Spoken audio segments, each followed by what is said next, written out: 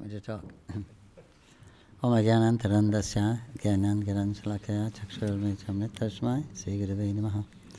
Namo Om Vishnu Padaya Krishna Prasthaya Bhutare Srimati Bhakti Vedanta Swaminiti Namani Namaste Saraswate Devi Gauravani Pacharini Nirvishesha Shannavari Vasarashanini. Hare Krishna. Thank you for inviting me to your Sangha.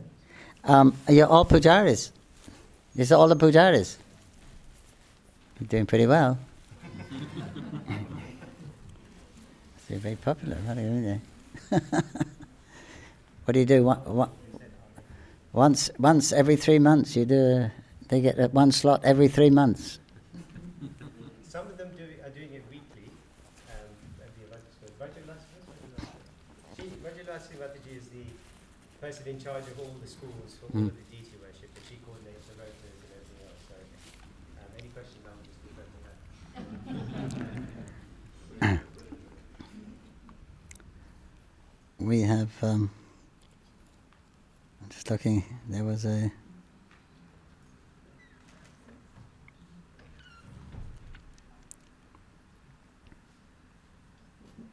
There were three topics. Two, I should cover one or two, and one is what are the rabbinical qualities for deity worship and how can one develop them? And two is the mood and consciousness that one should develop for service.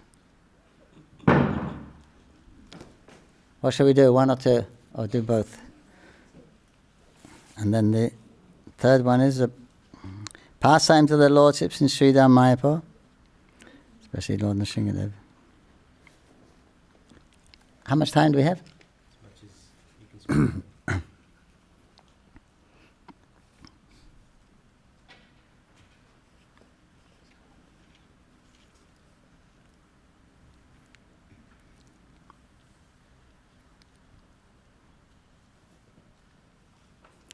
So the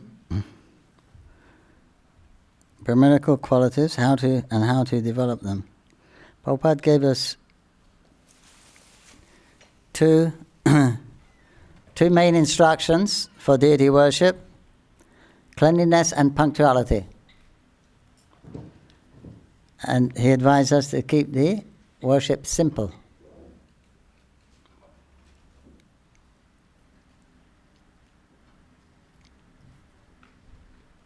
So I was showing your papers in the deity room, what you go through, how you do the archaman, everything. Probably better if no, I won't do that. But the Brahminical qualities means Brahmin means one in the mode of goodness. So there are many rules to help one develop the mode of goodness and live in the mode of goodness. And there are also cleanliness and punctuality is a part of that. Punctuality or regulation. By regulation you become peaceful. So therefore the deity worship is especially recommended for householders to make their life. Of course, if you live near the temple and have easy access, then it's not necessary. The main function of the deity in the home is to offer the food. But it's especially that it almost, Srila Sanatana Goswami says, because he was instructed by Lord Chaitanya to write a book on Vaishnava behavior, and he would Gopal Bhatt, they compiled it, Hari Bhakti Vilas. And there he said it's almost compulsory for the householders to worship the deity, to regulate and purify their lives, because outside we're doing business and we're out there in the secular world, in the material world. So obviously there's something that's going to rub off on us. So the deity worship will help purify life first by regulation. Yeah, yama niyama. So they're the rules. cleanliness is the main thing actually in the deity worship, and that starts from the moment you wake up. Hare Krishna, when you wake up, and it purifies the atmosphere, because nighttime is for the subtle living entities, other living entities. So they may be still around, because we get up early in the morning, right, Brahma Muhurta. So Hare Krishna, wake the, or some auspicious name of your guru. Then you can pay your obeisances, pay your pranams to your guru. And Krishna, pay these offer pranams. It means as soon as you wake up, you're recognizing the fact that you're the servant, not the master, when you offer your obeisance to the guru. So immediately that's purifying the false ego. So the first things we do when we wake up. Then we do we cleanse the body, put on fresh clothes, then tilak to remind us of who we are, servant of Krishna. And then enter the further. So I didn't actually read all the rules that you have here, but generally the procedure would be before you enter the deity room, you'd pay your obeisances outside. We don't pay obeisances inside because it means it's Krishna's room. Just like you have a servant. When the servant comes in your room, if you're there, what do you want them to do? You want to do what they're supposed to do efficiently, effectively, and as silently as possible, right? Almost like invisibly is best. So like that, when you go in the deity room, we don't do anything unnecessary. Anything that can be done not in the room, we don't do it. So if we're the archman, for instance, so we do that outside. Because the archman, then you'll purify yourself, you throw that water, that place should be cleaned. So we don't have to do that in the deity room, because the deity is waiting for our service, and then we're doing something else. We're purifying ourselves. So that can be done outside. And the obeisances also. Then we go into the deity room after doing the archman. The clothes we wear should also be clean. It means one shouldn't eat in those clothes. Not like popping a little mahaprasadam, but eating or going to the toilet, then one should change that cloth, which one is going to use for the deity idea. Also, if you're using public transport, that's not a good idea. You better have a fresh set of cloth with you. You can change into that. Silk is best. Silk and wool. They're purified by the air. Cotton is purified by cotton has to be purified every day. Also the other synthetics. That's a rule. But of course, if you're using it only for puja, if you keep the cloth there, then it may be different, because you're only using it for an hour or 2 hours, and you may wear it again. But that's a general standard. If you go to the bathroom to pass urine, then you can wash your hands, mouth, feet, archaman, then you can go back in, change your cloth. Otherwise, you have to take a bath if you do other things. So that's why you do all that ablutions in the morning. So you're then preparing ideally you prepare everything before you go in, and you should wash it, even if it's already clean. If it's clean here, in India, it's not so.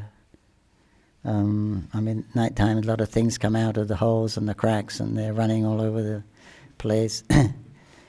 So you can rinse them off before you use the things again, unless you have a really bug-proof place to keep all the paraphernalia.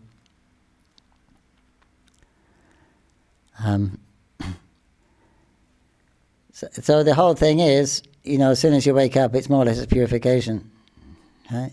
Purifying the atmosphere, purifying your body, purifying wearing clean cloth, and also when you come back, if you're living in one room, then it's probably advisable to roll the bed up and clean the floor, because if you're sleeping for 2 hours, more than an hour, then the toxins are released from the body. So then the bed will be considered impure, or the place where you slept. So if you have a bed or a different room, then it's different. If you don't go back, but if you go in that room, then it would be advisable to cover the bed with a clean cloth, either a clean cloth, bed of wool, silk, they're good. And but if it's okay, so you don't touch that, because Prabhupada said dirt is like electricity. Wherever you touch, you're contaminated. So that's the whole thing. Then we're doing the worship. We're chanting the name of Krishna. So this is all purifying. And so all these rules are there. It's like if you do this, then you should do Achaman. Right? Any of the holes on your body are considered impure. So anything you do, then you do an Achaman, ideally. Even the lower cloth is considered impure. So the purpose of all these rules is really just to remind us who we're dealing with. We're dealing with, somebody really special, Krishna, the most special person. And so then we have to be on our real best. It's like when you go to see somebody important, right? You put on your best clothes, right? You're on your best behavior. You're going to check yourself in the mirror before you go in the room and everything. Especially the ladies. Yeah. They'll do it anyway. Even when they're going shopping, they do that. So you want to, you're going to be at your best, right? In your best behavior, right? You want the job, or you want to impress, you want to... So like that with the Lord. So then that when you're habituated to that, when you're doing a lot, then this habit becomes second nature. So then you begin to live like that outside also. You live pure. So then this way the deity worship is recommended, because it's very good for promoting the mode of goodness, Satagun.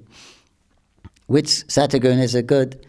the platform of Satagun is not detrimental for practicing spiritual life. So therefore it's recommended you come to the mode of goodness. It's a good platform to practice spiritual life. Otherwise, if it's passion and ignorance, then there's a lot more noise and things to consider to distract you. Otherwise, it's devotional service is transcendental, of course, and it's above regulation, it's above purity. This is only the regulation and the rule, the cleanliness. That's for the conditioned souls like us. That's for the people that don't have affection for Krishna. Therefore, we have to place ourselves under the rule. We let the rules push us to Krishna. But if we have spontaneous love, then obviously you don't need them. If you're naturally attracted to Krishna, so what we're following the rules of for Vaidhi, sadhana bhakti. And actually, the more in the goodness, and the more rules will be there to promote that mode of goodness. So, like for the sutras, sutra means one in the mode of ignorance. Not so many rules, a lot of space. Then the Kshatriya, the Vaishya, there's more rules.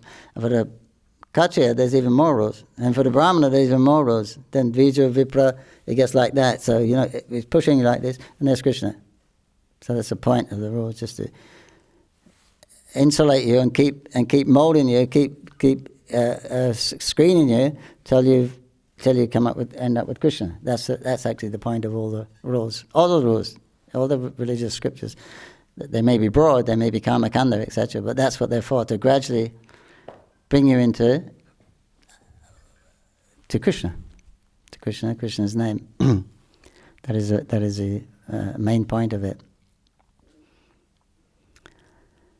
Then so it's purification of, when you're doing the archan itself, you're purifying you've already washed all the articles, and then you purify them with water, which you sanctify the water, you chant mantra in the water to purify that, to spiritualize the water.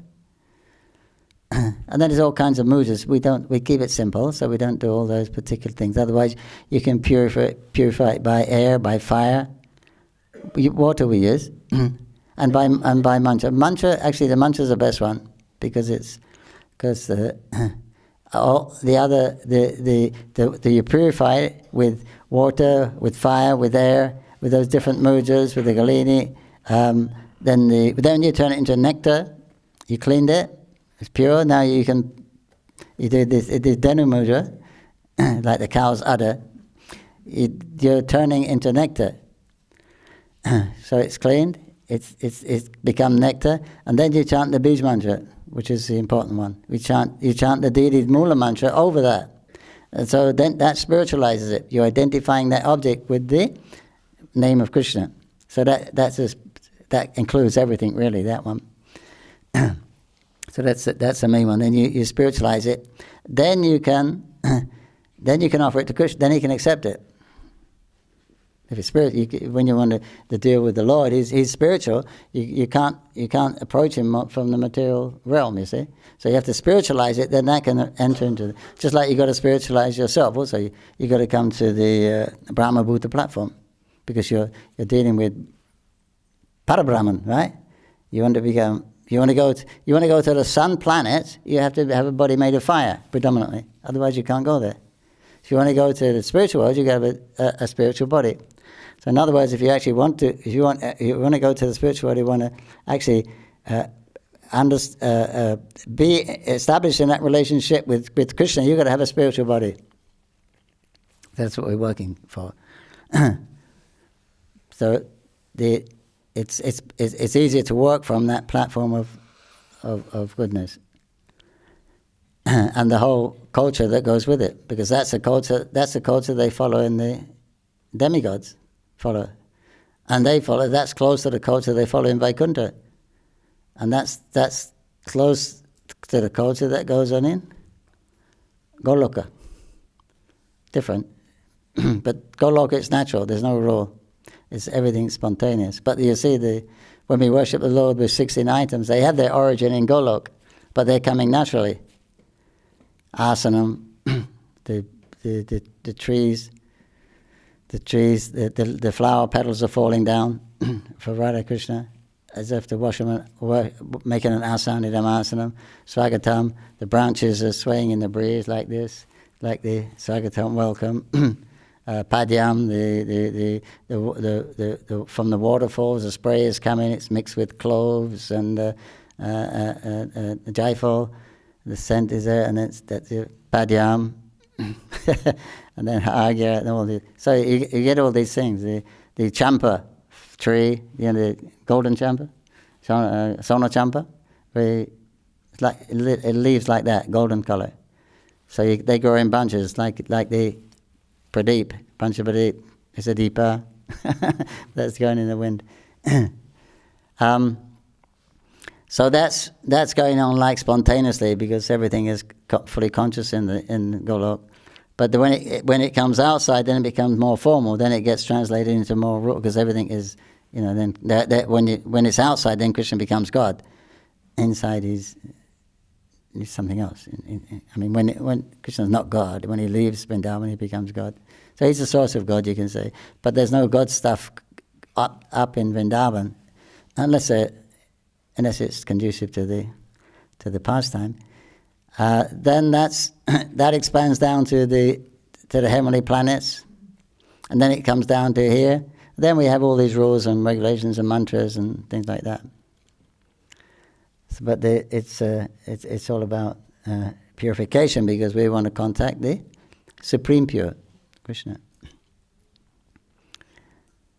Yeah, so then you purify the items, you spiritualize the items, and you do also yourself. You do your Atman, you do your Nayas, touching different parts of the body where the tilaks are. You meditate on your spiritual essence.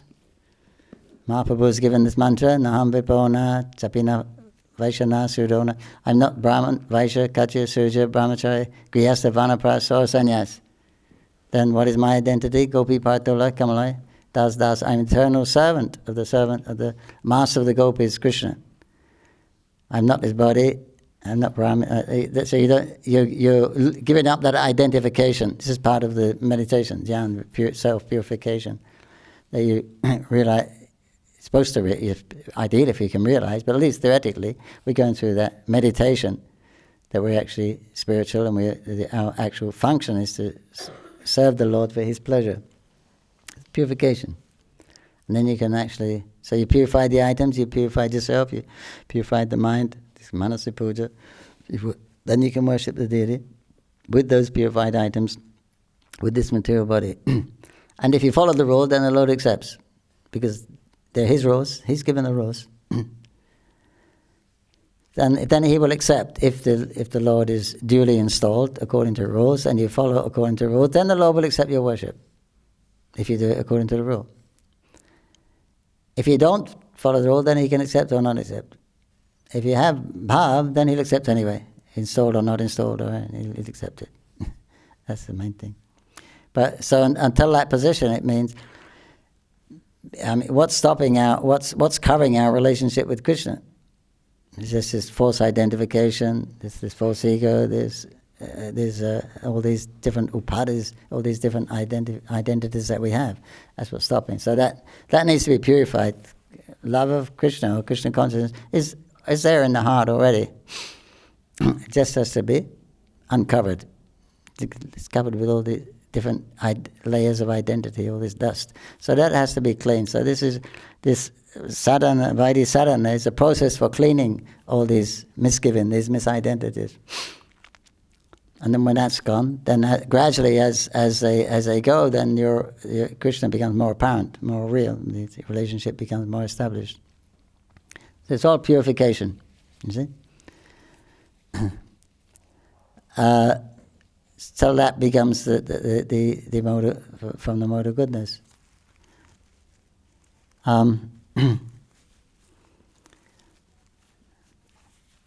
Yeah, so like I say, but when you're doing that regularly, then you kind of live that same kind of life outside.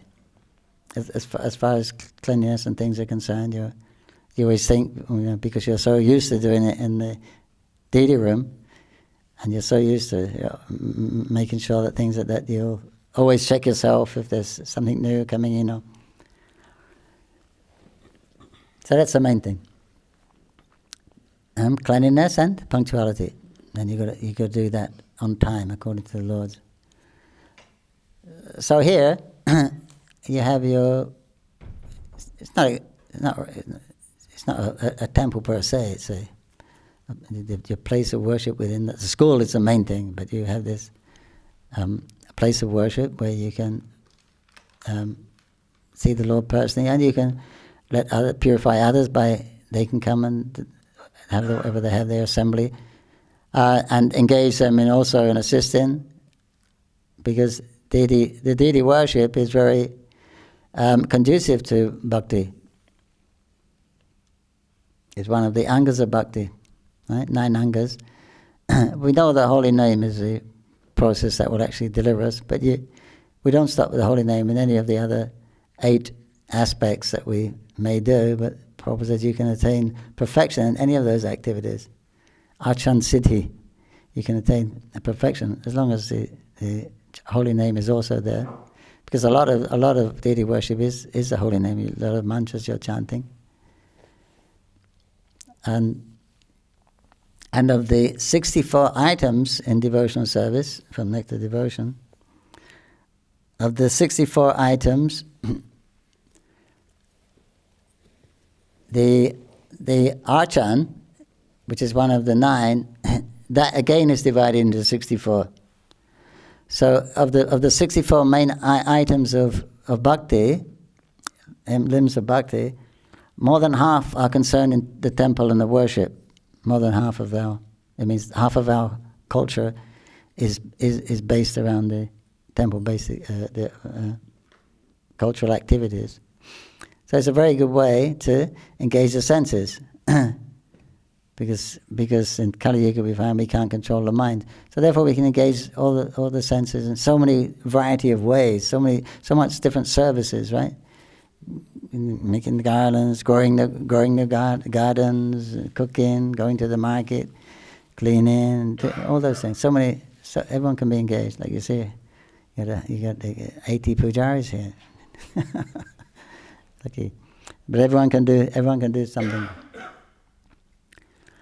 So that's a bit about the cleanliness, about the attitude, as I told you. You're going in as a servant of the Lord. You should be as efficient as possible, and not making any fuss. You go and do your business. Come out. Don't rush, but be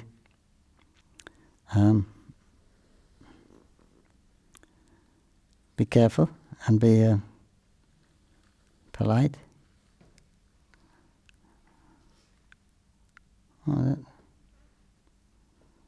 So the Brahminical qualities for worshipping the deity, but basically it's cleanliness. And the mood and conscious, we can go very quickly. That's the same thing. The mood and consciousness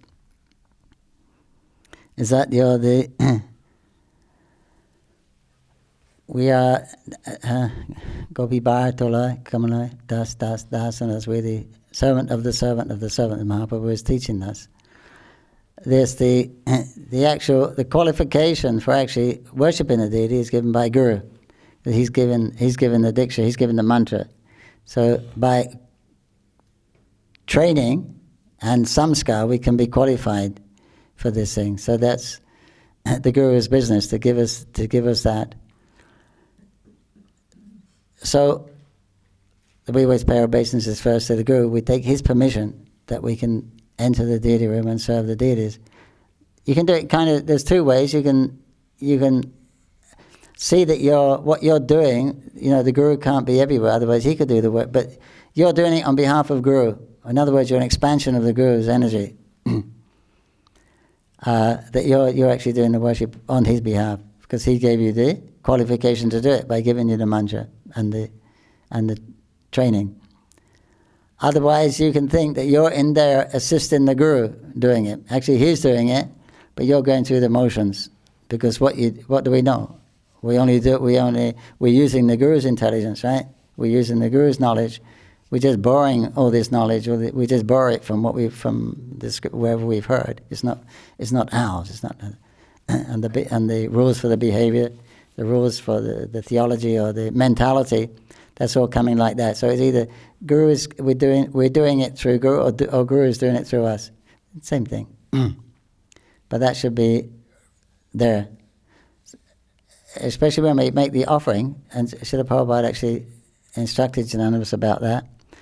When you put the asan, it's not in the Hari Bhakti Vilas, it's different. You put the asan down and invite Krishna. But Prabhupada said the asan is for Guru. So you invite the Guru, and you give him Padyamarchanam, and then he makes the offering. Although you're going through the motion, you're chanting the mantras and inviting Krishna and you're going to, but it means you're offering to Guru, he offers to his Guru, he offers to his Guru. This way it goes up to Chaitanya Mahaprabhu, goes up to Radharani, and she offers it to Krishna. Prabhupada said this is the parampara system. So it's safe like that. You're not actually dealing directly with Krishna. Who are we to deal directly with Krishna? But the Hari Bhakti Vilas is different. It is you're actually worshipping Krishna. Of course, that's when you're doing the regular offering and arati. But in the puja, in the morning puja, we'll do it a little differently. We'll worship Guru first.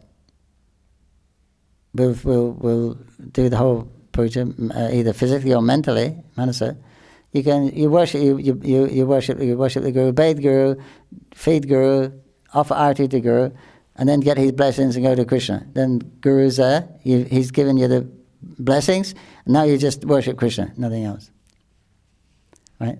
So we have that's why we have the picture in the altar of the Guru, because traditionally you'd go to the Guru room, go to his place, worship him, get his permission, and then go and worship the deity with his blessings. But it's just not practical, and sometimes the Guru is not here. It's ideal when you're living in the ashram or gurukul with the teacher. That's ideal. But it's not possible maybe nowadays if that situation is not there. So we worship the guru. So there we worship the guru in the altar. You see, in traditional temples, there's no guru pictures in there on the altar. You see, South India and places like that. You don't practically any place. There's no guru pictures on the altar. Maybe in North India or Bengal, but in South India it's not. They worship guru. They got his blessings. So that's what you do in the morning archan. But when you're doing a regular offering, then we'll invite guru first. And the asan, it doesn't mean that square.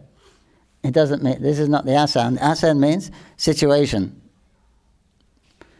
You can have a bhog mandap, a dining hall, and then you can take the small deities there and prepare all the bhog, then bring them in and they can eat in their dining room. It's nice worship, right? Opulent, but it's not very practical, possible. So therefore, you bring the bhog in the deity room, and then you'd ask idamasanam, please come and take your seat. But you're going to invite guru first, because Prabhupada said that system. You invite guru, then you're going to invite Krishna. It's not they're all sitting on the same asan. It's a situation, understand? It's a place where you can have the same thing, shnanasan, darshan, no, they usually do that. Anyway, different asanas, there are many different asanas. So he said, that's you offer to your guru, and then he offers to his guru, This way it's much safer also. You're dealing with guru, you're not dealing with Krishna directly. And then that's offered, the food is offered, and that goes up to Krishna, and then it's understood it's understood that all the parshads of Krishna, then they take, then the other, whoever is the owner of Tulsi, she takes, and Parampara, they take. Prashadam is understood. You can also offer the Mahaprashadam if you like, but it's understood. It goes up through them, and they may contribute on the way up also, the Parampara. So it may be you may offer something very simple. It may be something very opulent by the time it reaches Krishna, invisibly. But and it's understood on the way back that they're all taken care of. But if you want to, we can also, we do something, offer the Mahaprashadam to Guru, or some of the Vaishnavas. Now the arti, what we do, there's different ways. It's not one fixed way, and there's different padatis from different Gaudiya Vaishnavas which say offering different methods. So Prabhupada wanted it standardized, but there are many approaches to it. So GBC appointed a committee, and they've come up with a system which is very simple and which is not too difficult to implement. They could do it other ways, right? So like how many times you offer the circles, how many times this and that. That can be different thing. But so we just standardize it. We'll call it this number like that, just to make things simple. Then everyone goes. Then I do the arti, and then you do the arti, and then someone else does the arti, and we're all doing the same thing. Krishna knows what's going to happen. But if everyone does something different, it may get a little. That's all. But the main thing is Krishna knows what's happening. When you bring that item in, he knows that's my food, and whatever, have it in manchas, mujas, or you do or you don't do, he knows that's my food, I'm going to eat it, basically. So there's a lot of, Prabhupada said, if you knew how many rules in deity worship, he said you would fall over. So he told us keep it simple. So then for the arti, we'll actually present the item to Guru first. By your blessings, by your empowerment, or I'm assisting you to worship the deity.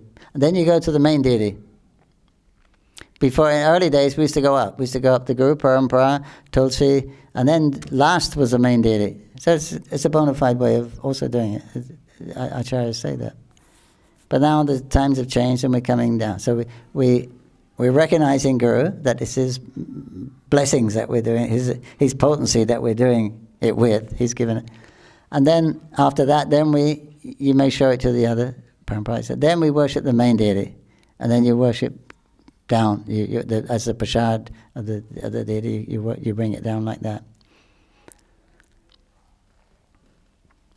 That's how so that's the basic concept of the mentality, is that you're an instrument of Guru. You're doing it by his energy. You're doing that. It's by his instructions. You're just doing what you're told. Are you doing it on his behalf, or you're assisting him in doing it? In other words, so that's the kind of mentality for that. Okay. Is there any questions on that, or then it said about they wanted to tell some pastimes of deities in Mayapur and the Sringadev. That's what I've got. Okay, so the process and the consciousness. Any questions? With this principle, offering something to the Guru first, and then he will pass it on upwards. Are we offering it and saying, please offer this to Krishna, or is it taken that he will do that? Are we offering it? When you offer it to the Guru, and then he will offer it to his Guru, etc. Do we offer it to the Guru and say, here's your bhoga, or are we saying, this is Krishna's bhoga? Yeah, this is Krishna's bhoga. Play this for Krishna. But we don't have access to Krishna. So we're assisting Guru. He's going to offer it. And he'll assist his Guru, he'll assist his Guru. Even in the spiritual world, the hierarchies, even in Golok, they have a hierarchy. Okay? No. It's Krishna's bhoga. You're cooking for Krishna. And this is Krishna's bhoga. It's his temple. But the mentality is, Guru, this is Krishna's bhoga. You've instructed us to cook for Krishna. A nice plate as big enough for a growing, hungry boy, 16-year-old boy. This is it. This is what we've done. And then we'll chant we'll chant Krishna's mantras also.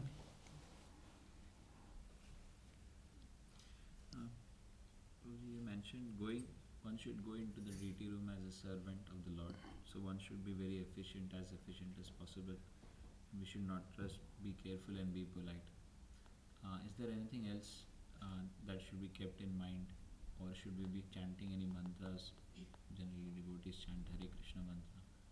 Is there any external thing that we should be doing, any mental thing that we should be doing?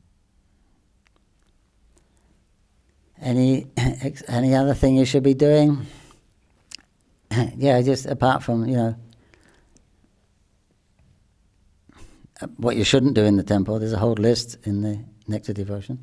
You don't do those things. And you can chant, if you like. It depends on the circumstances, who's there. I mean, you don't want to disturb anyone else. Some people have a cassette playing, a music playing, some bhajan or something softly. Otherwise, you can be silent. But in any case, you should be a happy mood. You should be a festive mood when you go in there. You should be grave, but you should be a little festive also when you go in there. It's a great occasion, right? You're going to the spiritual world. Hey, Jai Sri Krishna, Jai Radha Gokulananda, Jai Radha Sham, as you go in. Announce your presence. So you should be happy. You're in the spiritual world. So it's that mentality. Try not to think of anything outside your other problems, what you have to do later on and all that stuff. Leave all that outside. And just be conscious of where you are. It's easy in your deity room. It's much easier, right? You immediately feel different when you're in there. And he's right there in front of you. And so as long as you're remembering, so whether you can chant, or you can chant silently. You don't want to, if there's other people meditating there, then you want to maybe keep it a little subdued. Yeah, so there's nothing really specific, or there may be many specific things, but there's no rule of what your mentality what specific mentality you should have, that you're the servant of Krishna and you're doing your service as efficiently as possible. And as soon as you've done that, you'll be out. 1, 2. One of the points that you were making was when we're offering arti or bhoga, we see ourselves as an instrument of our spiritual masters, or spiritual master rather. And you mentioned that when we wake up, we should be saying our pranam mantra to our spiritual master. Is there anything else that could help us cultivate that mood, being an instrument to a spiritual master? Not exclusively towards deity worship, but just during general day. Yeah, it should be for everyone, because that's what we are, right? The servant of our spiritual master. That's a reality, and that's one of the realities in this world. Because everyone thinks they are the master, so it's a great step if you think that you're identifying yourself as a servant of somebody. It's a great step in the material world. Just that alone, that you're not the. It's not about It's not about me. The world is not about me, because actually human life is meant for. It's tapasya actually. So that's a great misnomer, the idea that the world is for my enjoyment. So this movement is very what's the word? Revolutionary. This consciousness is revolutionary. Life is not all about my enjoyment, because that's what everyone thinks. That's what you're taught. That's what the government are following. Life is about but it's not. We're in a mess, we're in a fix in the material world. We're suffering here. That's all. We've got to get out, and you've got to get out, and by any means you're going to get out. And there's a lifeline there. That's Guru. He's going to take us out. You won't get out by yourself. So that is actually imperative. Prabhupada said Krishna consciousness is not a question of choice. It's a matter of necessity. If you're not Krishna conscious, if you don't take the spiritual life, then Haribol, what's the use of your existence? In other words, so that's revolutionary. Everyone thinking material life is actually meant for my enjoyment. That's our mentality, material mentality. But the scriptures say no. Now you've got a human form of life. You've got duties. As soon as you're born, you have 6 duties. The other lower species, they don't have that. Or the higher species either, practically. They don't have that duty, because they're just using off their karma. But here you've got this human form. It's a porthole where you can actually exit the material world. But there's duties. You're obligated from your parents to the forefathers who've left you the estate, the rishis that have given you knowledge, to the sage, to the six that you're supposed to pay. So then you and it's given the requirements how you pay them back. You worship you appease the demigods because they're giving you all the food and water by offering yajna. You worship the forefathers who left you the estate by doing binda. You worship the rishis and sages by studying Veda. Things like that. So you're actually obliged to do these things if you want to get out of the material world. So it means it's all about purification, actually, misidentification, purifying all the. So this aspect of first thing in the morning, pay your obeisances. It means I'm not supreme. It means I'm a servant. So that's great. You're immediately purifying the false ego first thing in the morning, by that. Setting yourself right that we're the servant. We're not the controllers. So it puts you in. It gives you the proper ego that I'm a servant of Krishna. That is real ego. Anything that supports that, you accept that, and we're all different. So you may find some things that are easier to remember that, and So you take whatever's easiest for you, whatever's suitable for you, you accept that particular, go that particular way. That's all I can say. Two. How do you avoid seeing the deity with a materialistic vision? Like, I'm an artist, so that when I sort of take darshan, sometimes at the back of my mind I'm thinking, okay, I've got to fix that, this needs tweaking and stuff like that. You say what? Looking at the deity. Yeah, I say last sentence. Oh, like sometimes when I'm taking darshan, I kind of think, okay, that needs tweaking, and if this was like this, and kind of like not actually. Adjusting the deity. Yeah, okay. Because she's an artist. Yeah. No, that's one of the, should I say, downside of being a pujari? I'm not very proficient in English. It's probably a better word, but the deity is open. Everyone goes, ah, and the pujaris are looking for all the faults. What did we do wrong? It's a blue tack showing. There's flowers falling down. There's only one earring on. You're looking for all the problems. Everyone's looking for all the beauty.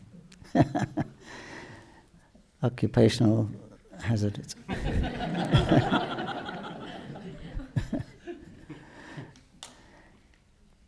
That's good, but that's good. It means you want perfection for Krishna. You're looking, and it could be better, and it could always be better.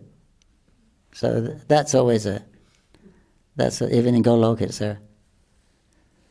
That's why Radharani left the rasa dance. Right? Things weren't perfect. The move wasn't perfect. There was some pride there in some of the gopis. So she left to fix that. And then when it got fixed, then they had the ras, which was complete, perfect. So that's good. I mean, it's good that you're caring. Prabhuji, I think following on from her question, so I have two questions. The first one is following from her question, is so there can be some mistakes done while dressing the deities, but sometimes the deities themselves, they either are more tilted, and your mind might think, maybe the deities which are now carved and in that shape, we might need to change. Is that an offense? Is that a mental offense? It's not an offense, but it would be an offense if you want to change them. If the deity is already installed, then you wouldn't change the features. Festival time, you may add something like that. Even that's controversial, but you wouldn't change the actual shape. I mean, one time they cut some ornaments from the deity. Some of these deities, they have already ornaments on them, and they have crowns already, like Radha Landaneshwara. And difficult to, the hands are joined, she's holding a lotus, you can't get the dress on. One sense order, you wouldn't do that. One temple, they cut the crown off, and the effulgence behind the crown. Prabhupada was quite upset. But once they're installed, then do that first. No, you don't think like that. Don't think like that. That it could be better if this was that. You're not going to change it anyway, so accept as it is. My second question, you mentioned that there are 64 items of bhakti. Archana is one of them, and then Archana is further classified into 64 further items. So of these 64, which Archana is further divided into, what are the useful ones for householders? The useful ones? For the from within Archana. There's I think it's about 34. For householders. For householders. For householders. See, the rules don't really apply in the house. You really can't make an offense in the house. The Lord is very merciful when He appears in the house. When He's in the temple, you're installed Him properly according to all the injunctions. Then ideally that deity should never move from that place also. Then you're obliged to worship Him according to how He wants. So you have to wake Him up at that particular time. You have to feed him at this particular time, this particular food. He takes his bath at this particular time. He takes his darshans, and it's all it's down to the second, down to the minute, right? Everything. But when he's in the house, it's completely different. It's your schedule. You make the schedule. In the temple, we all run around his schedule. In the house, he moves around yours. When you wake up, he gets up. Whatever you cook, he eats. And what time you offer it, then because you can't do it. But we recommend for the house worship to regulate your life. Then you make a standard, and you can tell to the deity, we're offering you this standard. It should be a standard that's very easy to maintain. It won't put you into difficulty. Going on holidays, I mean, it's different, emergency thing. But something that you can easily manage. And this will be your standard, minimum. You can say that. And try not to go below that. You can go above as much as you want, up and down as much as you want, but not below that. So he's Patit Pavan in the house. And all those savor apparatus that you make in the temple, they're not really considered in the house.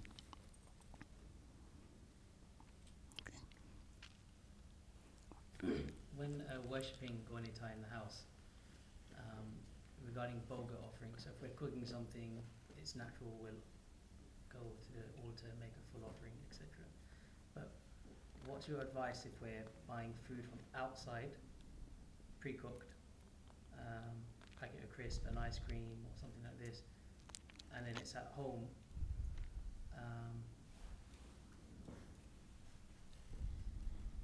My difficulty when I'm offering it is I have done nothing to this food, I've just bought it as something else.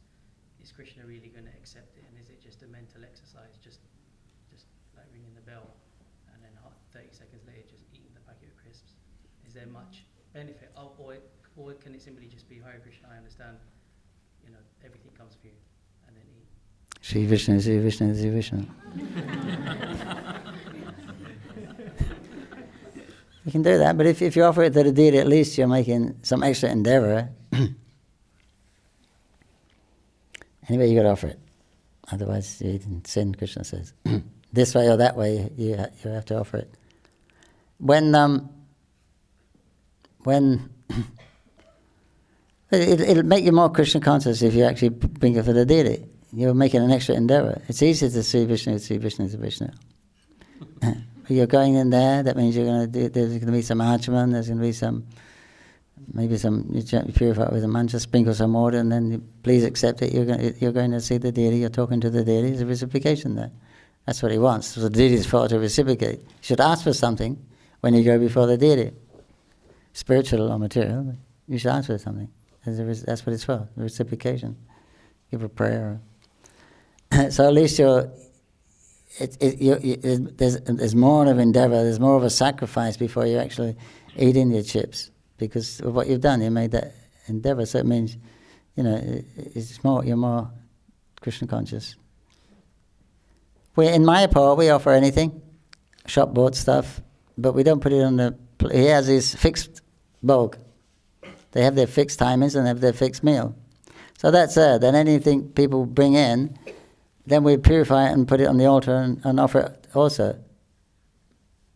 So he's got his meals. Then if he wants to take them, he can take them. If he doesn't want to take them, he doesn't have to take them.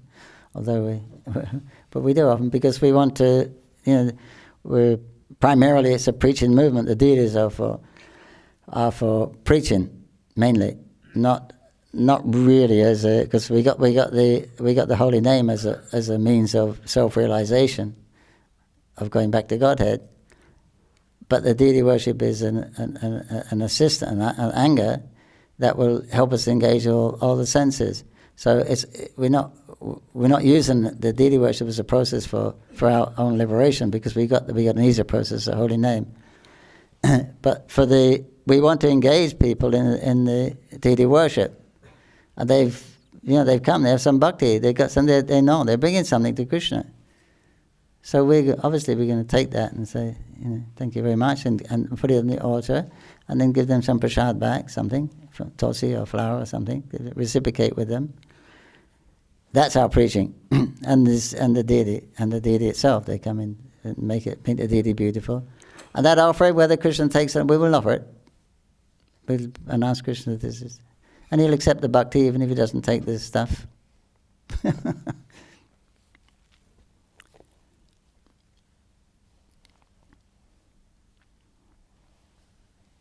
Yeah, so that's what we do, because in Bengal people don't offer things much. They put some money in a hundi, but they don't bring things. Hardly. So there's not so much come. But that's what we would advise. So the deity can say yes or no. It's not that he's obliged to eat it. But you don't substitute. His meals are pure. They're not cooked out from the outside. They're not snack packs. They're cooked in clean places by qualified people. So we know that's it. Then all those other things we can offer. And it's up to him if he wants to take. Or you want to take. Yes? Thank you, Prabhu, for your wonderful advice. I wanted to ask, in our temple at home I have Gauranathai brass deities and then pictures of Lord Narasimhadev, Jagannath, Subhadra Baldev, Radha Krishna. And then, so when I'm offering Bhoga, I'm offering to Krishna to say, please accept this humble offering, and then to Gauranathai. And then I feel sometimes I may be ignoring the other deities in the form of the pictures in our temple. Is there any advice of should I only offer to Gauranathai deities, or what should I say?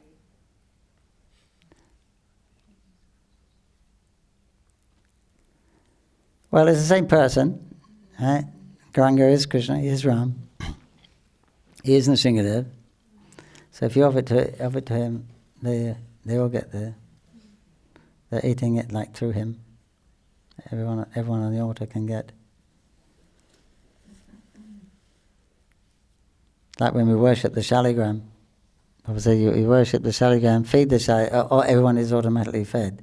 It means you're worshipping all the deities through the shaligram. But if they're your presiding deities, then that's who you'll worship.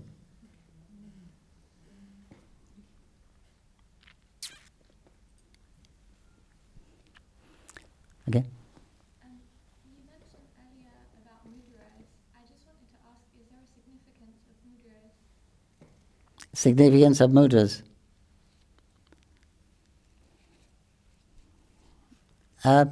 Yeah, they're significant. But the devotees don't use many. Maybe the chakra and the bijas.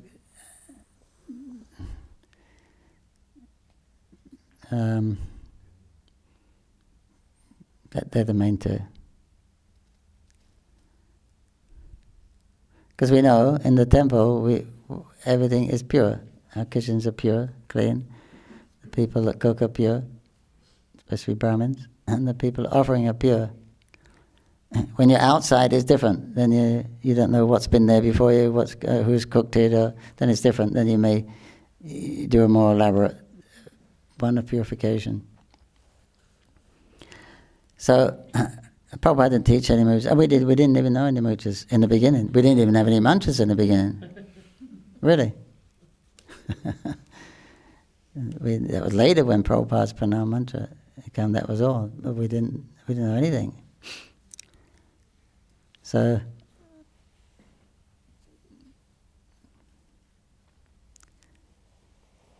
and where are you going to stop? This is the question. Where will he stop? The details are so elaborate. There's some systems they offer to Krishna.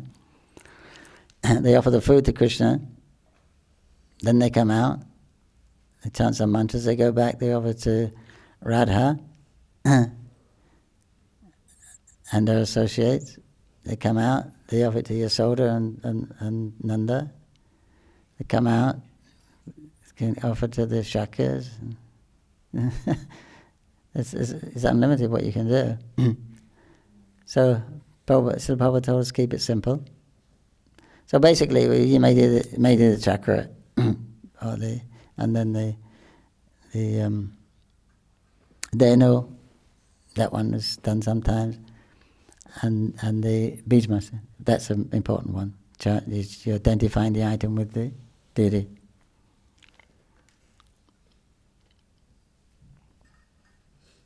Just a question about practicality. One of the things you mentioned was if we live close to the temple, then that should be,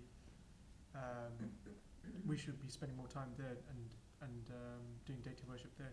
What if, in the case that we have deities at home, and we do live close to the temple, and say, for practical reasons, in the morning we want to get to Mangalati, but that means sacrificing, worshipping our deities at home.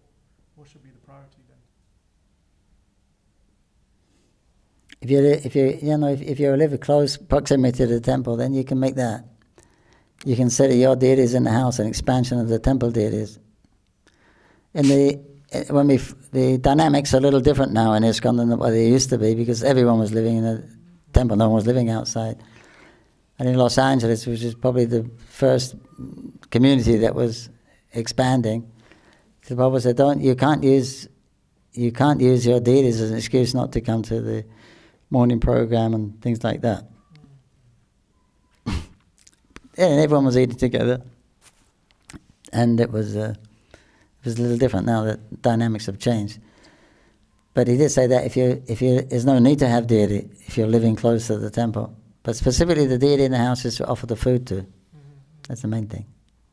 So it wouldn't be necessarily to worship the deities at home first, and then come to say. Well, you make your own rules. You can worship them before, you can worship them afterwards. The program. That's he's very merciful in the house.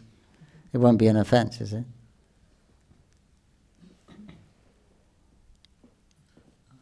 One more question. When we are doing Achman, there are instructions like clean your upper lips, clean your lower lips.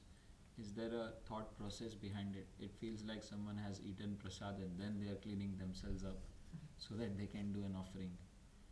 Because you clean your cheeks, you clean your upper lips, you clean your lower lips, you clean your legs and hands and the head.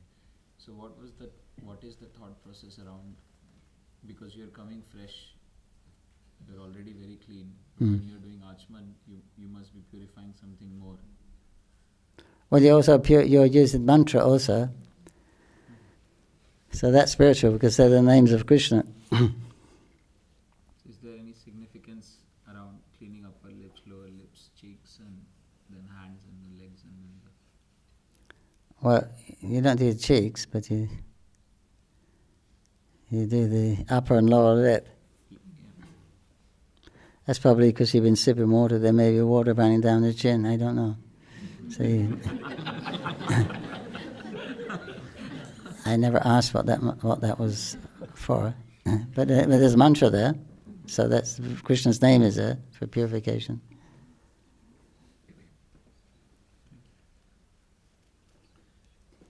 Maharaj, some pujaris think that the best flowers can be used only for the garland. The what flowers? Best flowers can be used only Best. for the garlands.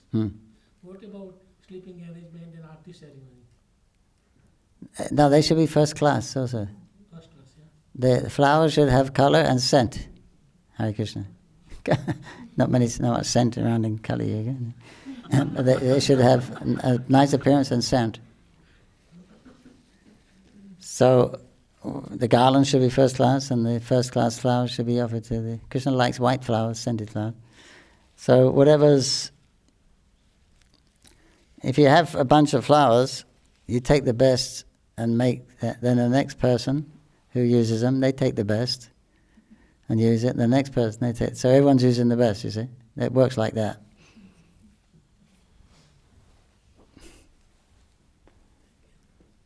But not all the flowers have scents. No, hardly any of them. Even the English rose. Kali Yuga. Scents will go.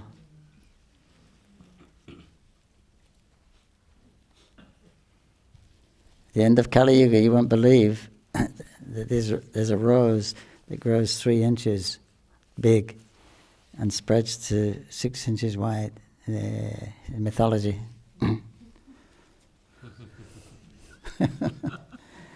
So everything decreases. No, you don't. Flowers don't. Unless my sense of smell is going. But when I was younger, you could roses smell nice. Many flowers. But sometimes you put some. Can we put some like Scent on it. oil on the flowers? I have no objection.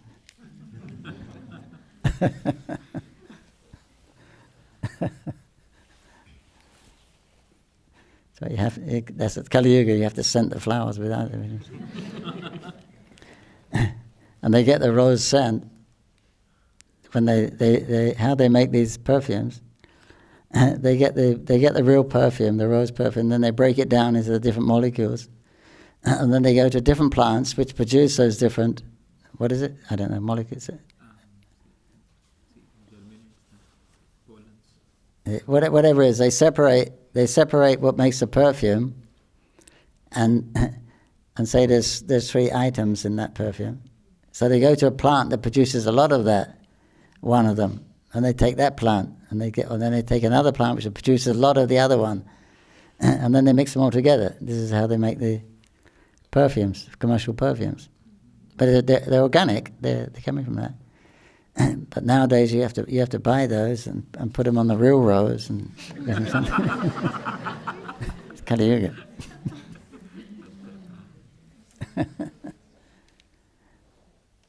When Ayendra Prabhu came to Mayapur, he famously said a statement that these 2 twins, yourself and your brother, are real pujaris, because as soon as they've finished their puja, they come out in the Harinam Sankirtan.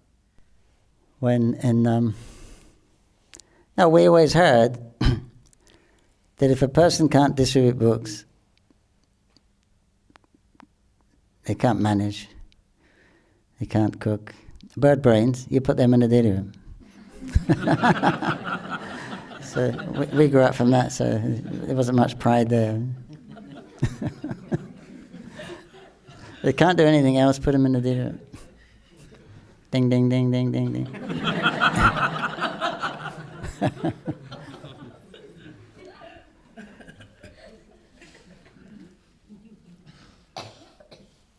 You get a lot of respect, especially in India, especially in Bengal.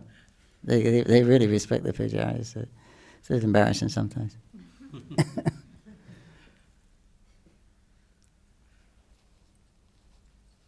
I just feel fortunate that you have that service. Actually, the president, the director of Mayapur, he gave us a legacy to live up to. He said, when you open the curtains, after you finish the deity worship, he said, I want to see the pilgrims fall down, faint. That was our legacy. Sometimes they cry, but not many faint. So that's your preaching. So ISKCON is famous for the darshan. I actually lifted up the whole of the Indian deity worship practically. ISKCON being there. Gorgeous darshans, fresh flowers. And in Mayapur, when we were first there, these Gaudiya temples, even the Yogpit, they used to have paper garlands, the deities. And they had a kurta and a dhoti. It was really, But now they have jari dresses and flowers every day, gardens. Rare they had a garland. They have a silk garland or a paper garland. And the dresses were very simple, but now the standards all over are coming out. In fact, there was an issue of Today magazine. Is it India Today? What is it? What's the big one in India? India Today. And it was a picture of Omkara. He's a French pujari. He was a window dresser before he was a pujari. So he was really good, because he was just mannequin. He was expert. He would go in there and he didn't have to go like, you put like there and have a look, put this way. He would dum, dum, dum. Wherever he put it, that was perfect. But he would meditate. He would go in front of the deities the day before, and he would sit down and meditate what he's going to wear, what they're going to wear tomorrow, what dress he's going to put on, what ornaments he's going to put, and the effect he wanted. He would do that the day before. So when he went in, he knew exactly what to do. It was really good. Prabhupada really liked his dressing. One day he opened the darshan in Shivadi Sham, he was in Vrindavan, in the summer. Krishna was wearing a spangled kopin. And all his clothes were like behind him. Somehow he could dress the deity, the clothes behind him. It was quite startling. Some people were fantastic, and some people went, "What's going on?" But he was very good.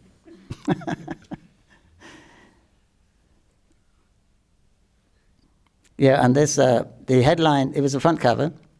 Omkara was standing outside the Krishna Balaram temple, and the headline was. ISKCON gives Hinduism a shot in the arm.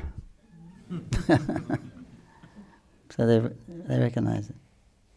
So we're famous for our darshans.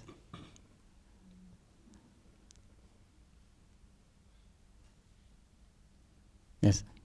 What is the minimum standard for worshipping Radha Krishna at home?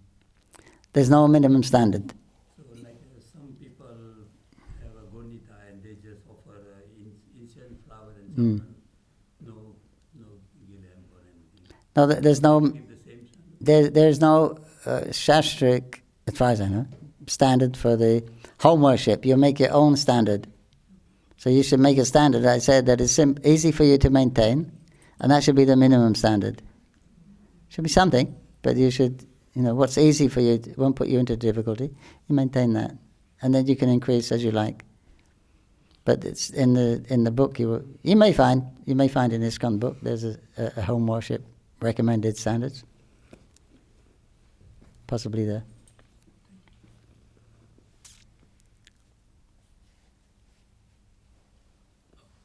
Hare Krishna Prabhu.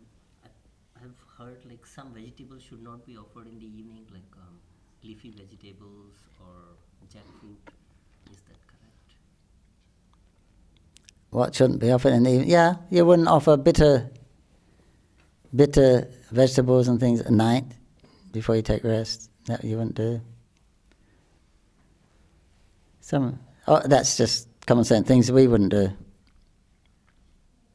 But like jackfruit and all, you should, or something. You can get jackfruit here? You can get jackfruit? Yeah, Oh, yeah. raw jackfruit. Okay. Yeah.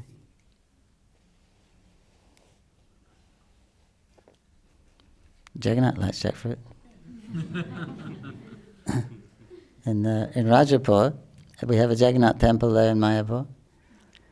So Pujari was sitting in the Nat Mandir. Then this guy came rushing through. He said, "Where are they? Where are they?" He said, "Who?" He said, "Those two boys." He said, "What two boys?" "Those two boys that just run through here."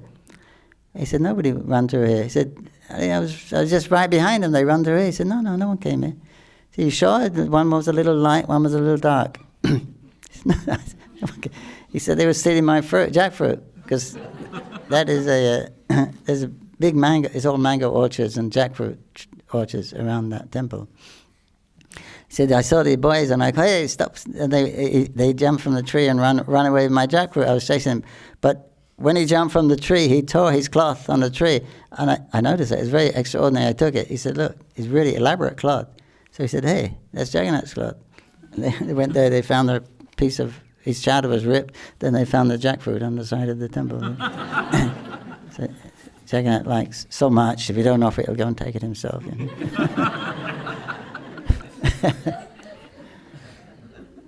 But I don't know what the rules of what is acceptable in the morning and what is acceptable at night. But I heard we don't generally offer grains in the morning for Mongol Arati, sweet rice. We offer rabari or sanders, things like that, but not the grains. I've heard that. But it's like, common sense. You wouldn't have a highly spiced meal in the night time, late at night, the last meal, for instance. Yes. Maharaj, according to Padma Puran, ladies should not worship Saligram Shila. So what do you about ISKCON? Should not what? Not worship Saligram Shila. Who should not? According to Padma Puran. Yeah. Ladies. What about ISKCON? What do you want to do? Oh, Mataji's. Saligram Shila, yeah. It says that in Padma Purana. Yeah.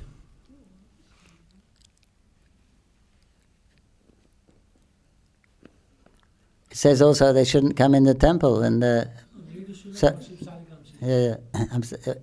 I don't know about that. But it says also the ladies shouldn't come in the temple certain time of the month. But for those sadhakas, they can come in if they're 7% engaged in the Lord's service. That rule doesn't apply to them. So time, place, circumstance, different rules apply. Sometimes there seems seemingly contradictions. Generally in the temples, the ladies, in the bigger temples, the ladies wouldn't do worship, generally. Prabhupada, most of the early pujaris were ladies in ISKCON. But in India, he said in Vrindavan, Bombay, and Mayapur, the ladies shouldn't do the arati. They shouldn't be up in the darshan. They can do the backup things, but they shouldn't be up there doing, because traditionally it's not done. But for other small temples, then the ladies will also. Calcutta, the ladies used to do the deity worship. And the West, mainly it was the ladies. They were the first pujaris. They trained us, Jamuna, others, Srimati. Well, if that's the injunction, then what to do?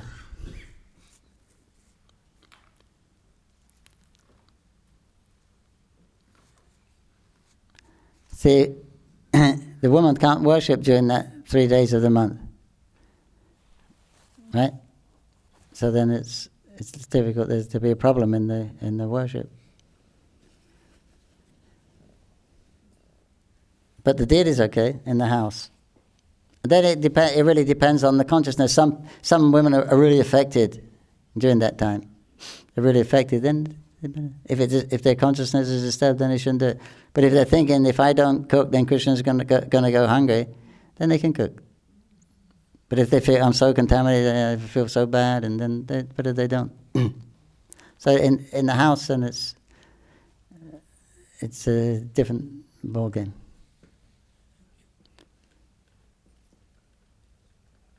Prabhupada didn't say anything about that. Someone else brought it in. And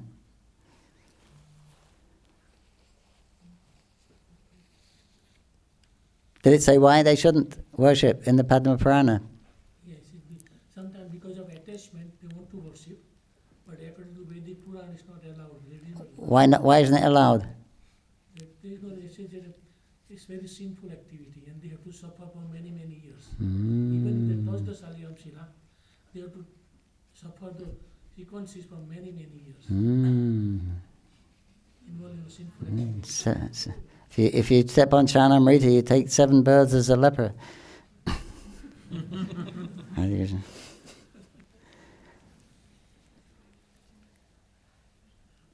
So there the rules are there. That's why the smartas are very, very careful about following all these rules. That's why we criticize sometimes. You're not following them. As much as you can is better. So that just like when Prabhupada installed Krishna Balaram in Vrindavan, then he called the local Brahmins in. And he said, if we hadn't have done this, they would have criticized us. We call these caste Brahmins, born Brahmins, and they did the puja. Otherwise they would have criticized us. So Prabhupada, just to keep peace and follow the local custom, he said, we don't need this, we can do Harinam, and that's our installation more or less. But to appease the local people so they wouldn't criticize, and he did that. So the injunctions are there. Sometimes they're overemphasized. If you don't do this, or if you do this, if you do this what you shouldn't do, you're going to go suffer so many births and suffer so much. And if you do it like this, then you go to Swaga and enjoy so much. They do emphasize both things. That's just to make you a little strict, a little serious about life. That's the purpose of those. we chant Hare Krishna one time without offense, you can get rid of more sins than it's possible to commit in a lifetime. So we always chant Hare Krishna. Not an excuse, but... So, if you want to follow all those things, then they're there. They're there. They're true. What they say.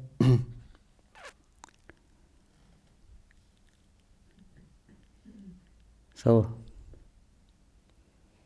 what are we going to do? Any ladies have shaligrams here? I'll take them all.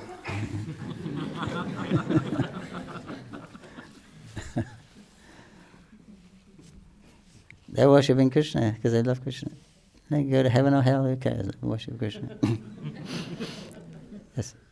Sorry, there's a bit of a consensus here. I know sometimes when some of us may have been fortunate to be on the altar, sometimes that relationship with Krishna, you do end up talking to him and ask him to help you in a particular way when he's blessing. So some of the Mataji's here are asking whether you could share some of your pastimes from Mayapur, some of the experiences that you would have had with the deities there. I don't personally, but other people have. You want to hear?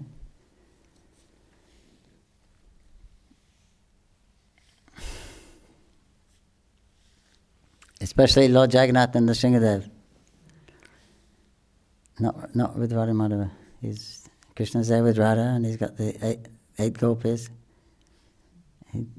He's not much interested in anything else.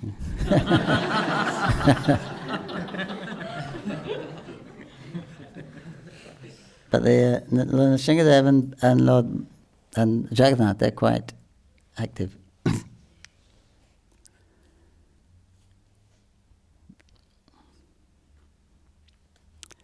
So Lord Sringadev is quite famous for removing problems for people. It's quite effective. A few stories. One was a Mataji from the manor, I don't know, Vanurati, Gokulananda's wife. She had a problem with her eyes since she was a child, and occasionally it would come on, and it would cause her difficulty for a few weeks. So she was in Mayapur at that time, living in Mayapur, and so this problem came on. She was praying to Nrsingadev, Prabhu, please help, because now this is going to interfere with my service. It stays a long time, and I can't do my service properly. Please help. And then she said, Lord Nrsingadev spoke to her and said, "You first get my old eyes back, and I'll fix your eyes." See, we actually changed the eyes from the original ones. Somebody bought some big tiger light eyes. They're a natural stone, but they look like eyes. So we put them on, and I put them on and asked people. Nobody objected, but apparently Nrsingadev didn't like them. Then, so she told this story to the Jananivas head pujari, and she said she said, well, I must be hallucinating. This voice is coming, but then it came again, and then she was thinking, how do I know about getting your eyes back? And then he said, you go to the pujari, tell him to put my old eyes back. So then she went to Jananivas, told him. And so then he told me, and we checked her out. She's a sober girl, teacher.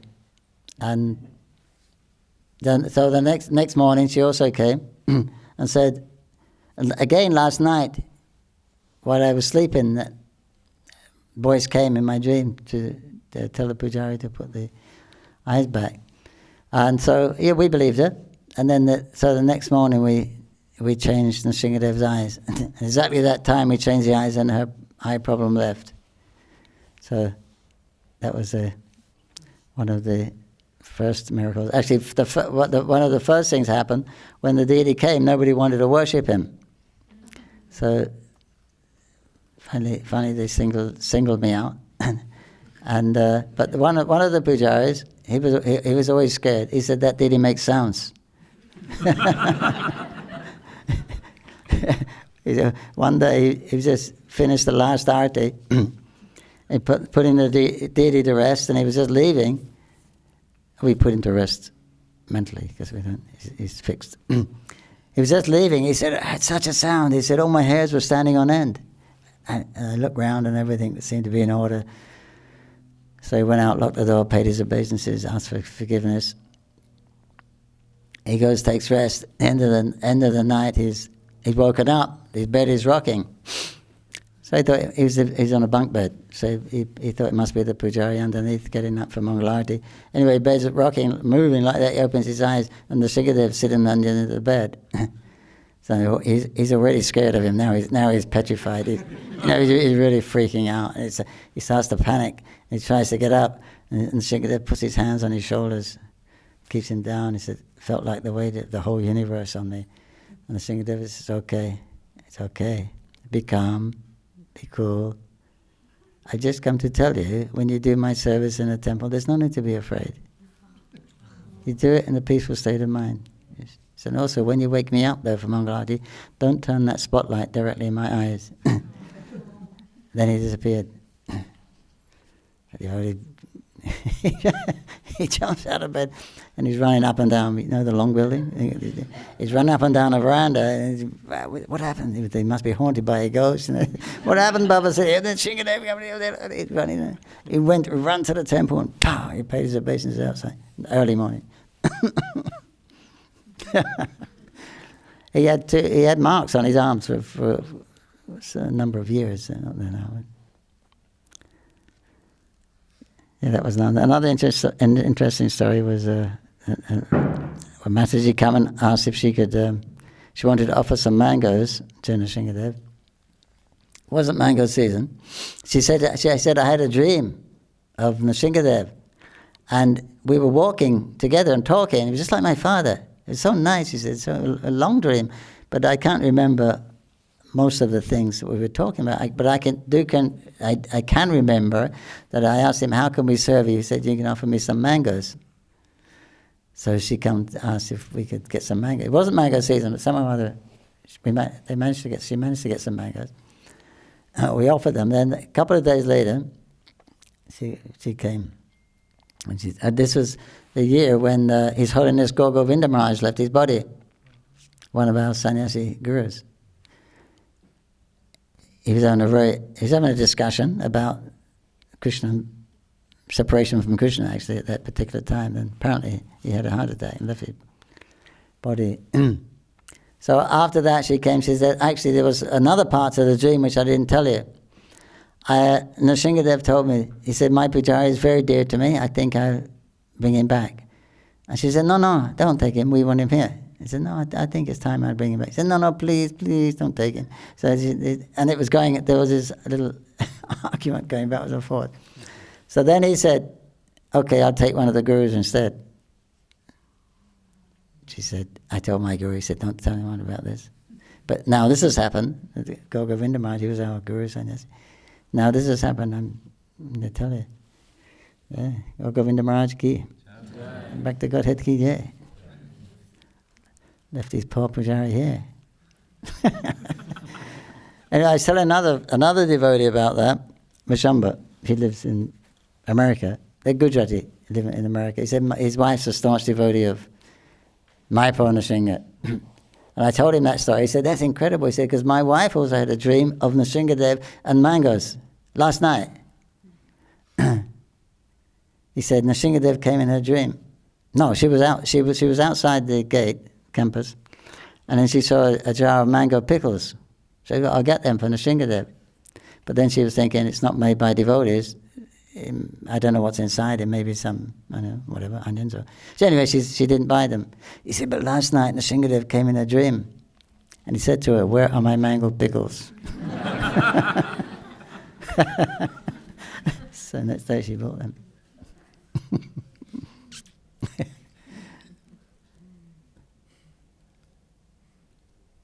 Another funny story. Not funny. The kid runs away from home. He goes down to Bombay. He wants to become a Bollywood star. He ends up in a tea shop, washing the glasses, like 13 hours a day or something. But fortunately, that tea shop was right outside our temple in Juhu. But he could never get there because he's working. He has to work so hard, so long. But somehow he managed to get time and he went in there. Then the devotees preached to him. He said, "Why don't you join?" He had nothing to lose, so he joined. But then they said, "You actually should go to Mayapur because you're from Bengal." Actually, he's from Bihar. Next, he said they have you go to the Bhakta program in Mayapur. So then he came up to Mayapur and he joined the Bhakta program there. And he was there some months. He graduated. He was in one department. Meanwhile, his parents, they were frantic because he was the only son. He never told them. He just disappeared. So they were looking everywhere for him. Then one day, some relatives came to Mayapur and they saw him. So they told the parents, we saw you, we think it's your son. It looked like, he walked like him, but he had a shaved head. He said, but we think it's him. So they immediately came over to Mayapur. So they went to the office and trying to find, he gave his name, and they couldn't find him. And it was their whole day looking here, there, but they couldn't find him. At the end of the day, Sunday Aarti, then it was Nrsingadev's Aarti was going on, and Mother was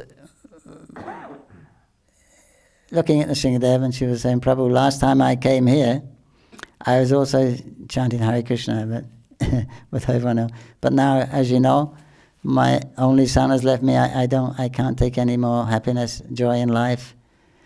Please, if you could only return my son to me, then I will also raise my hands and chant Hari Bol, Hari Bol." As soon as she finished, her son walked between her and Nrsingadev and stopped.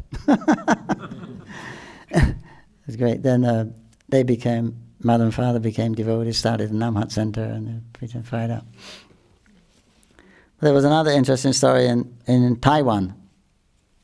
The mother and the daughter, they were devotees. The husband, the father, he wasn't interested at all. He didn't want to know, and he was dying. He's on the last stage. It was his last days, cancer. He was in the nursing home.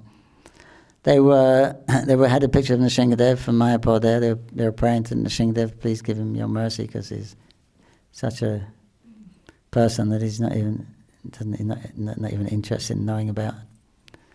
Somehow or other, please bestow your mercy on him. And they were playing Prabhupada's tape, Kirtan, and he was going in and out of coma at that time. But even when he was kind of in coma, they could hear he was hearing the Prabhupada's chanting because his hand was moving and his ring was hitting the bed and ding, ding, ding, ding, ding, ding. So you understand he was conscious of the mantra. It was like the really last days. Then he said they were there, and he said, who's that person that came in the room? So they said, "No one, just us two." No, the big man with a face like a lion and long fingers. They looked at each other and said, "That's Nrsingadev." He said, "Nrsinga who?" "Yes." He said, "He's nodding his head in agreement. It's him." "You can't see him?" His eyes were closed. "You can't see him?" "No, you can't. But he's there. And he's asking me something. He's telling me something." Now he said, "This mantra that they're playing, you should chant that mantra." And then boom, he's gone. Where did he go? I mean, he's gone. "What was that?" And he said, "What was that mantra?" So then they taught him the Maha mantra. And he was chanting, "Hare Krishna, Hare Krishna, Krishna Krishna, Hare Hare, Hare Rama, Hare Rama." That night he left his body very peacefully. Sing Bhagavan ki. Krishna takes care of your family members, right? So he wasn't even a devotee. But so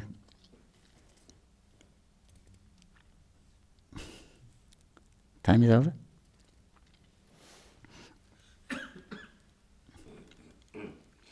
His Grace Pankajanghri Prabhu ki Jai. Prabhupada ki jai. Avanti Bhaktavinda ki jai. Sri Radha Govinda Jo ki jai.